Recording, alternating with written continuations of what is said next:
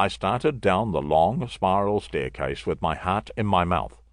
Down, further and further down, the light becoming fainter and fainter, the humidity more and more noticeable, until I arrived at the bottom. I could hear the sound of voices. They were the new proselytes who, in their robes, trousers rolled up, hoods on their heads, and the hangman's rope around their necks, were taking an oath before the Grand Master of the Lodge, Alfredo Brandi. I had no intention of joining them, and took advantage of the fact that no one had noticed my presence to take a look around. The Grand Master's study was empty and unattended. I went in, looked at the objects on the desk, being careful not to touch anything. On one wall of the room I noticed a large tapestry which seemed very ancient, perhaps of Byzantine origin. I went closer to it, intending to move it aside to see if it was hiding something interesting behind it, a safe or something like that, but I was frozen by a voice behind me. It was Alfredo Brandi. "Curious, Commissioner.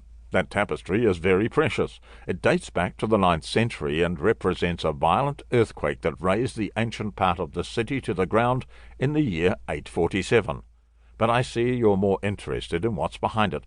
Have you not yet understood, Dr. Ruggeri, that I have no secrets from you?" he said, pushing aside the heavy tapestry and showing me an armoured door. There was no lock, just a niche in the shape of a hand. In all likelihood, the opening mechanism recognized the design of the palm of the hand of the people authorized to enter. Alfredo placed his on it, but nothing happened. The mechanism recognizes the hand of my father Vladimiro and that of my daughter Maria Lucia. I have never been allowed to go inside there, and the only two people who can trigger the mechanism disappeared some time ago.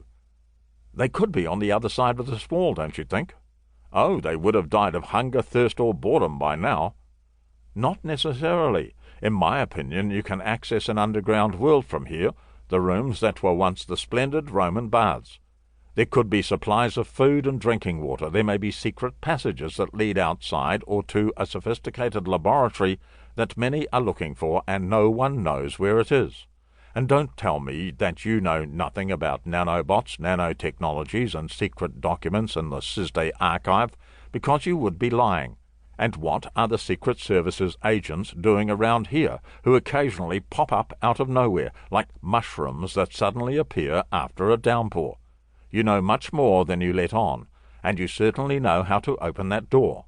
If you have nothing to hide, open it, and accompany me on an exploratory tour of the ancient stuccos and thermal pools. I'm sure we'll find many nice surprises."